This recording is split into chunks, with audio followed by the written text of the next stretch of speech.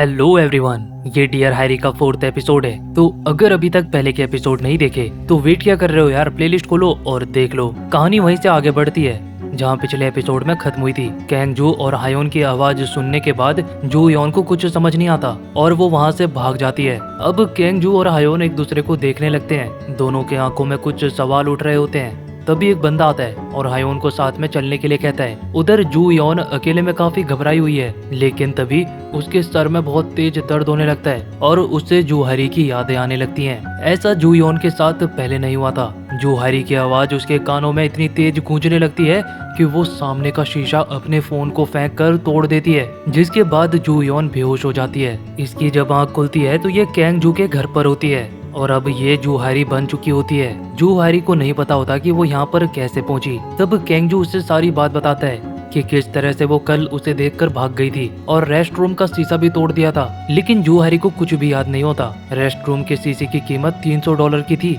जिसे कैंग जू ने अपनी जेब से भरा था। कैंग जू जानने की कोशिश करने लगता है कि जू हैरी ने ऐसा क्यों किया, लेकिन जू हैरी को तो खुद कुछ याद नहीं होता। ये सारी बातें जू हैरी अपने डॉक्टर को बताती है। तब डॉक्टर जू हैरी को समझाने लगती है कि जू हैरी और जू योन एक ही इंसान है। आगे जू हैरी पूछती है कि अगर मैं ठीक हो गई तो जू हैरी यानी मेरा क्या होगा, जिस पर डॉक्टर कहती है कि जब तुम ठीक हो जाओगी तो तुम पूरी तरह से जू योन बन जाओगी। ये जानकर जू हैरी थोड़ा घबरा जाती है और वो जोर देते हुए डॉक्टर से कहती है कि वो जू हैरी है, ना कि जू योन। और अब तो जू हैरी को पहले की तरह जू योन के सपने भी नहीं आते। शायद ऐसा इसलिए हो रहा है क्योंकि अब वो जू हैरी बनकर खुश रहने लगी है। घर लौटते हुए भी जू हैरी ये दोहराने लगती है कि वो जू हैरी है, ना कि जू योन। उससे डर होता है कि अगर वो जू योन बन गई तो फिर वो कैंग जू से नहीं मिल पाएगी। अब वो अपने घर में पहुंच जाती है और अपने डायरी में जू योन के लिए एक मैसेज लिखने लगती है। सुबह होने पर जू योन उठती है और वो डायरी में जू हैरी का मैसेज देखती है। उसमें लिखा होता है कि डियर जू योन, मैं जानती हूँ कि ये बॉडी तुम्हारी है, लेकिन अब मैं काफी खुश रहने लगी हूँ। मैं जिससे प्यार करती हूँ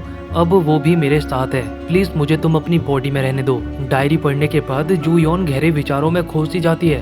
वो एक पिक्चर को देखती है जो कि इसकी और इसकी बहन की है।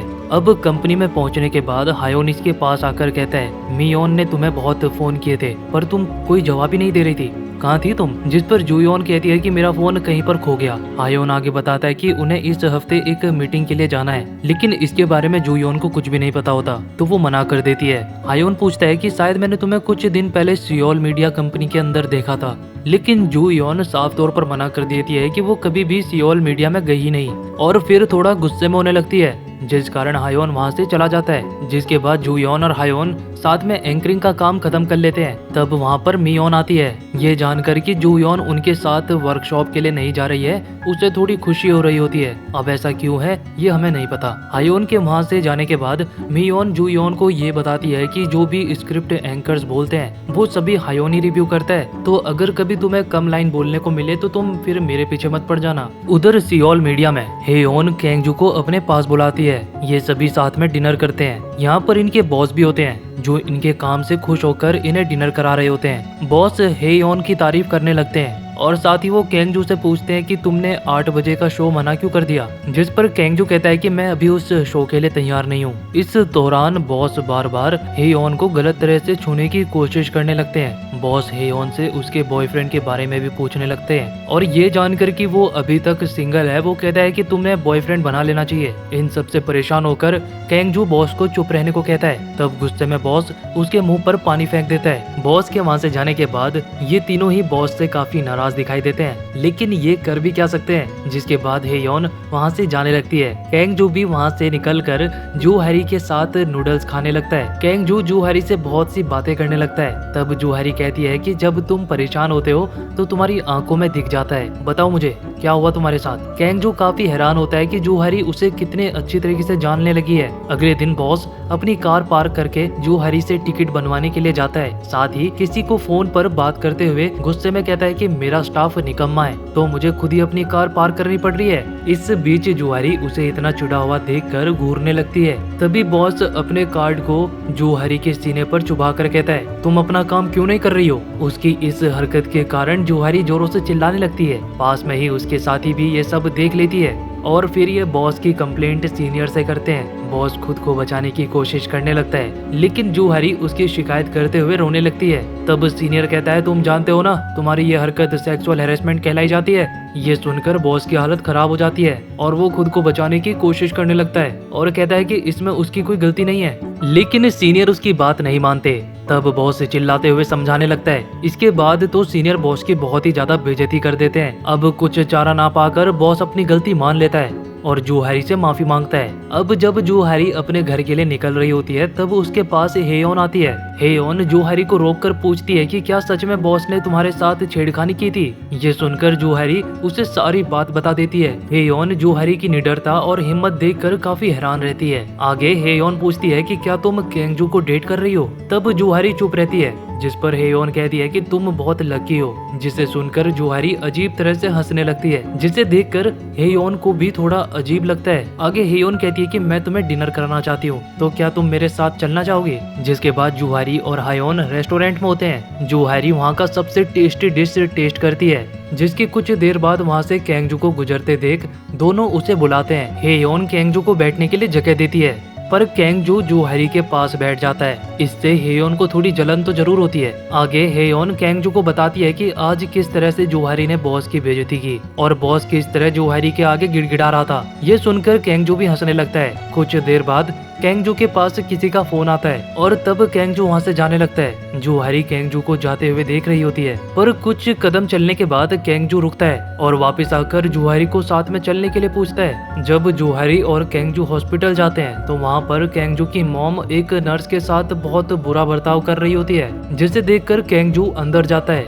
और नर्स को वहाँ से भेज देता है। फिर जूहारी भी अंदर जाती है और केंगजू की मॉम से बात करने लगती है और कहती है कि मैं केंगजू की गर्लफ्रेंड हूँ। फिर जूहारी उनके पास बैठती है और उनका हाथ पकड़कर उनसे बहुत ही प्यारी प्यारी बातें करती है, जिस कारण उन्हें बहुत ही ज्यादा अच्छा लगता है। जूहारी को मिले हुए कुछ ही समय होता है, लेकिन वो केंगजू की मॉम को बहुत पसंद आ जाती है। वहाँ से आने के बाद केंगजू जूहारी को कहता है कि मेरी लाइफ में पहले बहुत प्रॉब्लम्स थी, लेकिन जब से तुम आई हो मेरी लाइफ में सब कुछ बहुत आसान हो गया है। केंगजू की मॉम ने जूहारी को रिंग भी गिफ्ट की होती है, जिसके बाद दोनों एक दूसरे का हाथ पकड़ लेते हैं और फिर एक रोमांटिक मोमेंट की तरह दोनों ऊपर की तरफ खुले आसमान को साथ में देखने लगते हैं। अगली सुबह जब जूयोन उठती है तो अपने हाथ में रिंग को देखकर काफी हैरान होती है और जब वो डायरी पढ़ती है तो जूयोन को इस रिंग के पीछे की सारी कहानी पता चलती है। अब जूयोन भी अपने स्टाफ के साथ वर्कशॉप के लिए निकल जाती है। वैसे तो जूयोन ने जाने से मना कर दिया था, लेकिन अब जूयोन खुद को साबित करना चाहती है।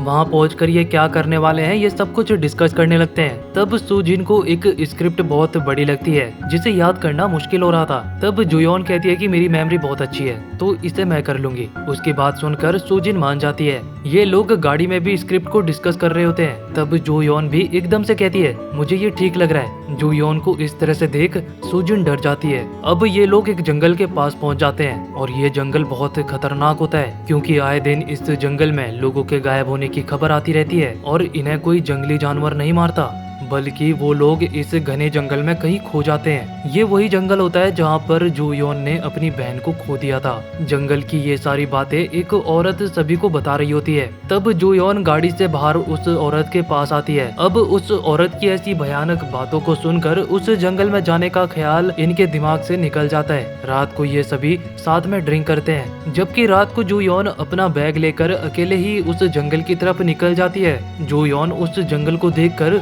अपनी बहन को याद करने लगती है और फिर वो आगे बढ़ जाती है। जैसे जैसे जंगल में अंधेरा बढ़ने लगता है, जंगली जानवरों की आवाज भी बढ़ने लगती है, लेकिन जूयोन हिम्मत करती है और जंगल के अंदर घुस जाती है। अंदर जाते हुए जूयोन को काफी अजीब लगने लगता है, जिसके बाद जूयोन डर कर वहाँ से वापस भागने लगती है। वापस जाते हुए वो वहीं पर गिर जाती है और फिर उसे अपनी बहन जूहारी की आवाज आती है, जब वो कह रही थी कि मुझे ट्रिप में नहीं जाना, और जूयोन वहीं पर पड़ी रहती है। अगले दिन जूयोन हायोन के साथ स्टूडियो में होती है। जूयोन यहाँ तक कैसे पहुंची हमें नहीं दिखाया जाता। ये एक हॉस्पिटल की न्यूज को लाइव बता रहे होते हैं। तब न्यूज के बीच जूयोन को अपनी बहन की याद आने लगती है। जो स्टोरी ये कवर कर रहे होते हैं वो दो बहनों की कहानी होती है, जो जू योन की कहानी से बहुत ज्यादा मेल खाती है, जिस कारण जब उसके बोलने की बारी आती है तो वो खोई हुई रहती है, जिसे सुजिन और बाकी लोग भी नोटिस कर लेते हैं। जू योन की तबीयत बिगड़ने लगती है, उसे अपनी बहन के साथ बिताए हुए लम्हे याद आने लगते हैं। जब जू हरी जू योन के साथ रहना चाहती थी, पर जू योन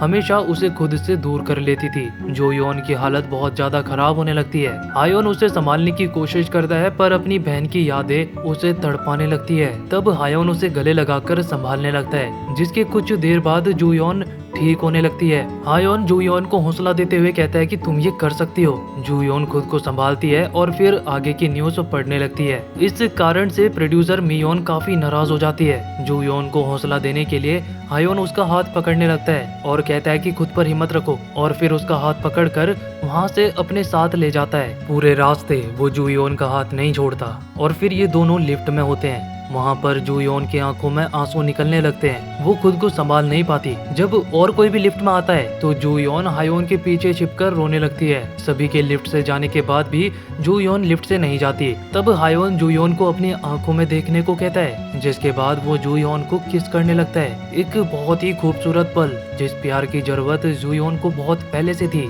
शायद अब उसे मिल जाए। लेकिन कहानी यहीं पर खत्म नहीं होती दोस्तों। जब हायोन को जू योन और जू हैरी के बारे में पता चलेगा तब क्या होगा, क्योंकि भले ही जू योन आज भी हायोन से प्यार करती हो, लेकिन जू हैरी को तो केंगजू से प्यार है। तो आगे क्या होने वाला है, ये सब जानने के लिए आपको देखना होगा इसका अगला एपिसोड। तो अगर आपको एक्सप्लेनेशन अच्छी लगी हो तो लाइक करो, शेयर करो और हाँ, चैनल को सब्सक्राइब करना मत भूलना। मिलते हैं इसके अगले एपिसोड में।